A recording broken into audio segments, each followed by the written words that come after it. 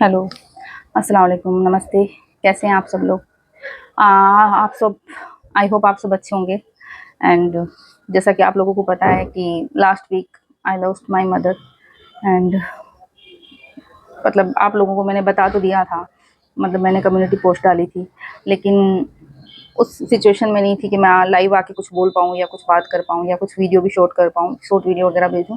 तो 2-3 दिन तक तो मेरी ऐसी कंडीशन थी कि मेरा ना बोलने का मन कर रहा था किसी से, ना ही कोई आ रहा था तो मैं किसी से बोल पा रही थी कि आप समझ सकते हैं कि जब हम अपनी माँ को खो देते हैं तो वो फीलिंग क्या होती है और वो भी अचानक से अगर चले जाएँ। एक्चुअली मेरी मम्मी को साइलेंट अटैक आया था, उनकी एंजियोग्राफी हुई थी, उनका हार्ट में वो स्टंट जो डलता है वो भी डला था, लेकिन उसके बावजूद भी पता नहीं क्या हुआ और 1 वीक भी नहीं हुआ था उनकी सर्जरी हुए और वापस से हो गया। मैं मम्मी से मिलने जाने वाली थी लेकिन मैं जा नहीं पाई क्योंकि बच्चों के एग्ज़ाम थे और मैंने सोचा कोई बात नहीं, क्योंकि मेरी मम्मा को ना डिस्चार्ज हो गया था, मतलब उनको छुट्टी मिल गई थी हॉस्पिटल से भई हाँ, तो फिर मेरी बात हुई थी घर पे, तो उन्होंने कहा कोई बात नहीं, बच्चों के एग्ज़ाम हो जाएँ, आ जाना, ठीक है।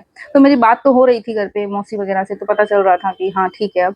लेकिन मुझे ऐसे नहीं पता था एक दिन अचानक से ऐसा हो जाएगा। तो उस दिन मैं दोपहर में सो रही थी और मेरा फ़ोन साइलेंट पे होता है जब मैं दोपहर में सो रही होती हूँ। तो मैं उठी तो मेरी मौसी हैं उनकी 6 मिस्ड कॉल आई हुई थी, तो फिर मैं एकदम से डर गई, 6 मिस्ड कॉल आई हुई है और जैसे ही मैंने व्हाट्सएप ओपन किया तो वहाँ पे उनका मैसेज आया हुआ था। सॉरी, मतलब मैंने आप लोगों के साथ शेयर किया था कि मेरी लव मैरिज हुई है तो मेरा इतना आना-जाना है नहीं अपने घर पे। बस मौसी वगैरह से बात होती थी और मम्मी से तो मिले हुए मेरे को बहुत साल हो गए। मुझे याद भी नहीं है कि मैं लास्ट टाइम अपनी मदर से कब मिली थी। लेकिन बस उनकी तबीयत का मैं पूछती रहती थी, अपनी मौसी से या ब्रदर से बात होती तो मैसेज करके पूछ लेती, तो मेरे को थोड़ा-सा उनका पता चल जाता था कि चलो ठीक है, कभी थोड़ी बहुत तबीयत ख़राब होती, दवाई लेते ठीक हो जाती थी। तो मुझे बहुत साल हो गए थे उनसे मिले हुए भी, बस बात ही होती रहती थी और इस बार मैं मिलना चाह रही थी लेकिन फिर भी मैं लास्ट टाइम पे अपनी मम्मा से मिल नहीं पाई थी।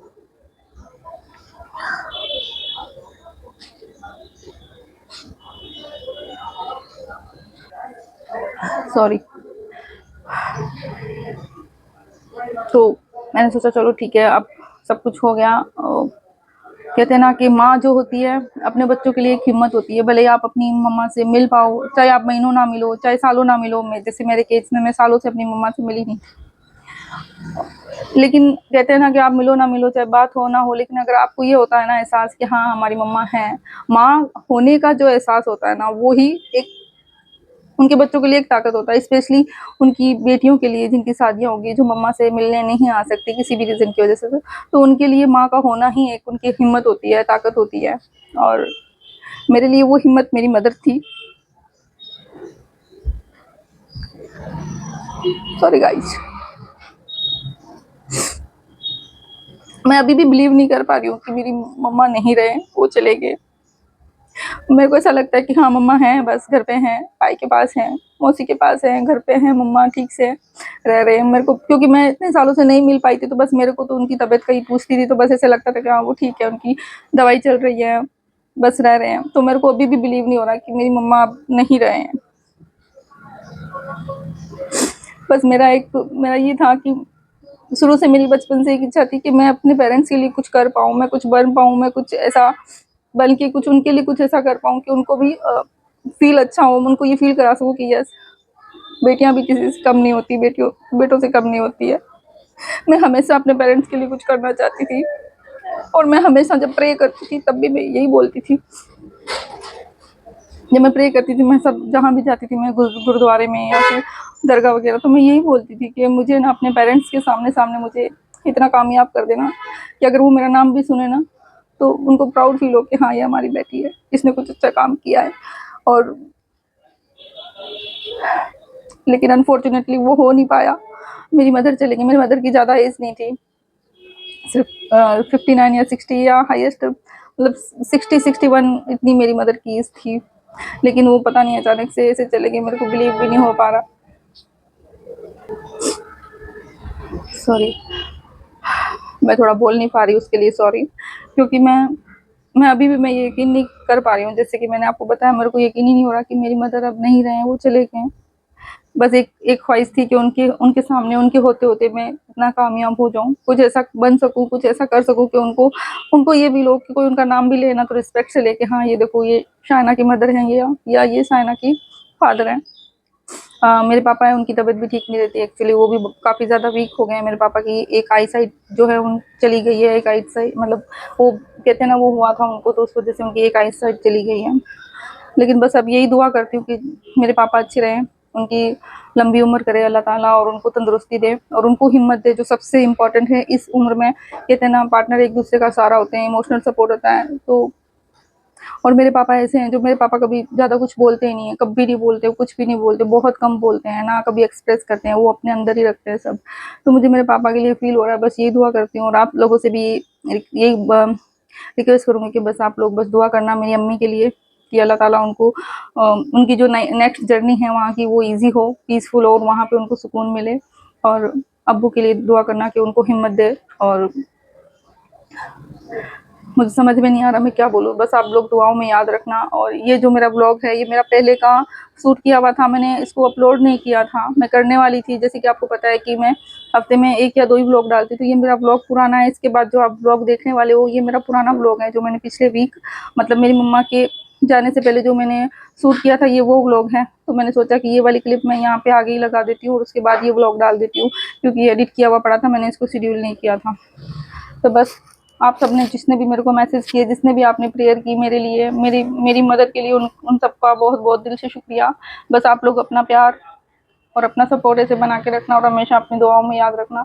दिल से बहुत बहुत शुक्रिया आपका, थैंक यू सो मच कि आपने अपनी प्रेयर में और मेरी इस मुश्किल घड़ी में मेरा साथ दिया, मुझे समझा, उसके लिए कोऑपरेट किया आपने, उसके लिए बहुत बहुत शुक्रिया। और अब मैं कोशिश करूँगी कि मेरा वापस से मैं अपना काम कर सकूँ। जो भी मेरा दूसरा चैनल है उस पर भी मैंने कोई वीडियो नहीं डाले, तो वो भी जाए वीडियो।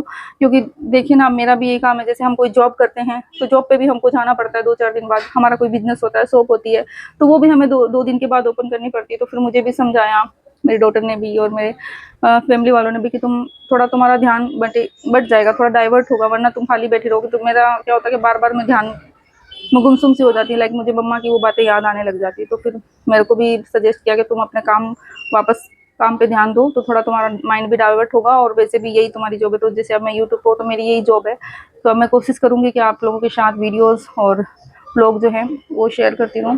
क्योंकि मम्मा तो अब वापस नहीं आने वाले, वो तो चले गए, लेकिन उनकी कमी कोई पूरी नहीं कर सकता और उनको कभी हम भूल नहीं सकते। उन्होंने बहुत सैक्रिफाइस किए, हर माँ करती है अपने बच्चों के लिए। लेकिन आज मैं जो भी हूँ, जो भी मैंने पढ़ाई लिखाई जो भी की है, मैं जो भी काम कर रही हूँ, मेरे दूसरे चैनल पे जो भी मेरा स्पिरिचुअल चैनल है उस पर भी जो काम कर रही हूँ, वहाँ तक भी मैं अगर पहुँची हूँ तो मेरी मम्मा मेरे पापा की वजह से, उनके सपोर्ट की वजह से। उन्होंने मुझे पढ़ाया लिखाया, इस काबिल बनाया कि आज मैं इस मुकाम पे पहुँची हूँ। तो बस अब कुछ ऐसा करना चाहती हूँ कि मैं उनको ना, जब वो, मेरे को समझ ही नहीं आ रहा कि मतलब मेरी मदर जब ऊपर से भी देखे ना, तो उनको सुकून हो कि हाँ मेरे बच्चे कुछ अच्छा कर रहे हैं, कुछ अच्छा काम कर रहे हैं, कुछ नेक काम कर रहे हैं। Thank you so much. अब मुझे ज़्यादा कुछ बोला नहीं जा रहा है। एंड आगे का जो भी क्लिप है वो पुराना व्लॉग है, मैं आपको बता रही हूँ, लास्ट वीक का है, मेरी मम्मा के जाने से पहले का व्लॉग जो मैंने शूट किया था वो है, तो वो आप देखिए। Hello friends, good morning. तो आज है मंडे और आज पूर्णिमा है, आज हस्बैंड की छुट्टी है। मैं ब्रेकफास्ट बना रही हूँ और मैंने बनाया है आज उपमा। लगभग ये बन चुका है और उसके बाद हम आज जा रहे हैं कुल देवी के मंदिर, क्योंकि बहुत दिन हो गए हम गए नहीं और आज पूर्णिमा भी है। तो हम पहले पूर्णिमा को जाते थे, फिर बीच में रूटीन टूट गया, तो आज हम जा रहे हैं हमारे कुल देवी के मंदिर, आपको मैं बताऊंगी। तो जल्दी से मैं नाश्ता बना लेती हूँ, सब लोग रेडी हो जाते हैं और उसके बाद मैं आपसे मिलती हूँ। तो बने रहिएगा इस ब्लॉग में और आज का पूरा रूटीन आपके साथ शेयर करती हूँ। तो चलिए जल्दी से मैं ब्रेकफास्ट बना लेती हूँ और उसके बाद आपसे मिलती हूँ। तो ये हमारा उपमा बन चुका है, थोड़ा सा बस ये गाढ़ा हो जाए। और मैंगो शेक मैंने ऑलरेडी बना के रख दिया है। तो जल्दी से हम ब्रेकफास्ट करके फ्री होते हैं और उसके बाद निकलते हैं रेडी होके, कुल देवी के मंदिर चलते हैं। और कहाँ जाना है देखते हैं, वो आपके बने रहिएगा व्लॉग में, आपके साथ शेयर करूँगी। तो चलिए पहले जल्दी से फ्री हो जाते हैं। उसके बाद फ्रेंड मैंने मैंगो शेक बनाया था और फिर लंच की तैयारी में लगी थी। लंच में बना रही थी आलू गोभी की सब्ज़ी और आज मैंने एकदम ड्राई सब्ज़ी बनाई थी, क्योंकि साथ में हमने रायता बना लिया था, क्योंकि वो लस्सी के साथ हम खा रहे थे। बूंदी वाली जो होती है वो डाल दी थी मैंने। A few moments later.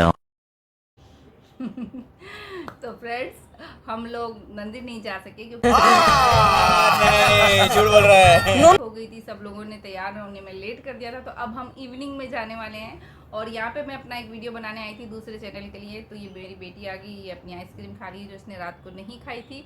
तो ये मुझे डिस्टर्ब करी थी, तो मैंने कहा चल मैं तेरे को ब्लॉग में ले लेती हूँ क्योंकि तू हट नहीं रही है, क्योंकि मुझे एक और वीडियो बनाना था अपने दूसरे चैनल के लिए। तो मैंने कहा चलो मैं ब्लॉग में डाल देती हूँ और अपडेट कर देती हूँ। तो शाम को हम जाने वाले हैं और ज़रूर आप बने रहिएगा इस ब्लॉग में लास्ट तक, ठीक है। और अभी मैं जाऊंगी नीचे, एक वीडियो बना लूँ अपना, उसके बाद मैं नीचे जा रही हूँ, लंच वगैरह बना लेती हूँ। लंच की तैयारी हो रही है, मतलब कि थोड़ी सी तैयारी करके रखी हुई है, मैं नहीं खा रही ठीक है। तो मिलती हूँ आपसे थोड़ी सी देर में, आप बने रहिएगा इस ब्लॉग में, ठीक है। और आप ज़रूर बताइएगा कि आप इसको, मेरी डॉटर को देखना चाहते हैं क्या ब्लॉग में, क्योंकि ये ब्लॉग में आती रही है। मैं इसको बहुत बार बोलती हूँ ये ब्लॉग में नहीं आती है।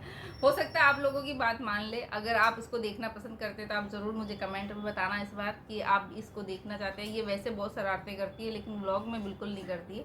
तो मैं इसको कई बार बोलती हूँ तो मेरे ब्लॉग में ही आ जाया कर, शायद लोगों को पसंद आ जाए, है ना। तो आप लोग बताना कि आप इसको मेरे अगले ब्लॉग में देखना चाहते हैं नहीं देखना चाहते, कमेंट में ज़रूर बताना मुझे। अभी फ़िलहाल मैं थोड़ा सा वीडियो बना लेती हूँ, उसके बाद जाती हूँ लंच की तैयारी करने। बस ये पीछे ऐसी हरकतें करती रहेगी, वैसे को बोलेगी कुछ नहीं, ठीक है। तो चलिए मैं लंच बना लेती हूँ, फिर उसके बाद मैं आपसे मिलती हूँ।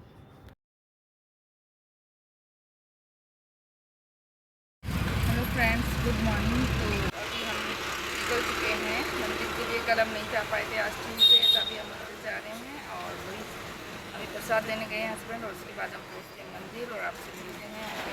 अभी बज रहे हैं 8, तो देखते हैं आगे क्या रहता है। आपके ब्लॉग में बने रहिएगा। और हस्बैंड मिठाई लेने गए हैं, प्रसाद लेने गए हुए हैं। और ये है छोटू मोटू जोशी की शॉप है। और बस अभी हम निकलते हैं, इधर हमको जाना है मंदिर के लिए। तो बस जल्दी से निकलते हैं और फिर मंदिर में जाकर आपको मिलते हैं, ओके जी। और उसके बाद हम निकल गए सीधा मंदिर के लिए, क्योंकि हमने प्रसाद ले लिया था और ज़्यादा दूर नहीं था, वो मंदिर के पास वाली शॉप से लिया था। तो फाइनली अब पहुँच गए, ये है मंदिर। तो अंदर चलते हैं। तो फ्रेंड्स आ गए हम कुल देवी के मंदिर। तो अभी बस प्रसाद वगैरह लेके आ गए हैं, चलते हैं प्रसाद चढ़ा देते हैं और उसके बाद देखते हैं कहाँ जाते हैं। वैसे आज बच्चे आए नहीं हैं साथ में, क्योंकि बेटी की तबीयत ठीक नहीं थी, बेटा उठा नहीं, उसको बहुत उठाया। तो वो होते तो ठीक रहता, हम थोड़ा एक लंबे टूर पे जाने वाले थे आज। लेकिन चलो देखते हैं, पहले यहाँ दर्शन करते हैं, फिर आपको मिलते हैं बाद में। फिर हम निकल गए थे, मदर इन लॉ ने बोला था कि उनको अपनी मम्मा से मिलना है, यानी कि मेरी जो नानी सास है उनसे उनको मिलना था। तो हम निकल गए थे उनसे मिलने के लिए। सुबह का टाइम था, धूप तो तेज़ हो गई थी, 8:30 बजे धूप तेज़ हो गई थी। तो फिर हम चले गए थे नानी जी से मिलने के लिए। हम वहाँ थोड़ी देर के लिए रुके थे, आधे पौन घंटा के लिए। नानी जी ने नाश्ता मंगा लिया था, हमने नाश्ता किया और बस उनसे मिल के हम वापस निकल गए, क्योंकि दोनों बच्चे घर पे थे, आपको पहले भी बताया था। तो मैंने कहा वो उठे, उनसे पहले हम चले जाते हैं घर पे। और रास्ते में थोड़ी सी क्लिप शूट कर ली थी। और गर्मी इतनी तेज़ बढ़ गई ना कि यहाँ 8:30-9 बजे भी इतनी तेज़ धूप आपको दिखाई दे रही है। उसके बाद घर पे आके थोड़ी देर रेस्ट किया था। और ये शाम के टाइम है जब मैं किचन में बर्तन कर रही हूँ, बहुत सारे बर्तन हो गए थे और साथ साथ मैं डिनर की तैयारी भी कर रही हूँ। तो जल्दी से मैंने अपने बर्तन धोए और उसके बाद मैं तैयारी में लग गई थी। और आज बना रही थी मैं शाही पनीर, मतलब कि वो ग्रेवी वाला जो रेस्टोरेंट स्टाइल जो बनाते हैं वैसे। तो मैं फाइनली नहीं काटे, मैंने इनको रफली मैंने कट कर ली, क्योंकि मैं इनकी वैसे भी ग्रेवी बनाने वाली हूँ। तो जल्दी से रफली कट कर लिए थे। और फिर उसके बाद कढ़ाई में तेल डाल दिया था मैंने और जीरा डाल दिया था। और जैसे ही वो जीरा हल्का सा ब्राउन हुआ, मैंने प्याज डाल दी, प्याज को हल्के से सोटे कर लिया। फिर उसके बाद टमाटर डाल दिए थे और टमाटर में फिर हल्का सा हल्दी और नमक डाल के मैंने थोड़ी सी देर उनको सोटे किया। और बाकी के मसाले भी डाल दिए, धनिया, लाल मिर्ची वगैरह। और उसको थोड़ी सी देर पकाया, ज़्यादा नहीं पकाना था, बस थोड़ी सी देर पकाया। और फिर उसको मैंने ठंडा होने रख दिया था। फिर उसके बाद फटाफट से मैंने पनीर कट कर लिए थे, क्योंकि जब मसाला ठंडा होगा उसके बाद मेरे को उसकी ग्रेवी बनानी है। तो ठंडा करने के बाद ही मैं ग्रेवी बनाती हूँ। और जल्दी जल्दी साथ में मैंने आटा भी गूँध दिया था, क्योंकि सबको भूख लग रही थी, डिनर का टाइम हो रहा था। फिर उसके बाद ग्रेवी, वो जो मैं जो मसाला रखा था वो ठंडा हो गया, तो ग्रेवी बना ली। एकदम अच्छे से ग्रेवी अच्छी बन गई थी। और आज मैंने बटर में बनाया था, हमेशा मैं ऑयल में बनाती हूँ, इस बार मैंने सोचा चलो बटर में बनाते। बटर और मैंने देसी घी डाल दिया था। और थोड़ा सा मैंने यहाँ पे मिर्ची और डाली, क्योंकि हम लोग थोड़ा राजस्थानी तो स्पाइसी खाते हैं। फिर उसके बाद जो ग्रेवी थी वो मैंने डाल दी थी यहाँ पे, थोड़ी सी देर इसको पकाया मैंने। फिर उसके बाद मेरे पास जो फ्रेश क्रीम थी, जो मैं हमेशा डालती हूँ, तो वो भी मैंने डाल दी, थोड़ी देर इसको और पका लिया था। फिर उसके बाद जो मेरे पास पनीर जो कट किया हुआ था वो पनीर भी मैंने इसमें डाल दिया। तो थोड़ा थोड़ा देर पे मैं इसको सिम पे पका रही थी, और ताकि इसमें थोड़ा सा पकने में टाइम लगता है जब हम इसमें क्रीम वगैरह डालते हैं।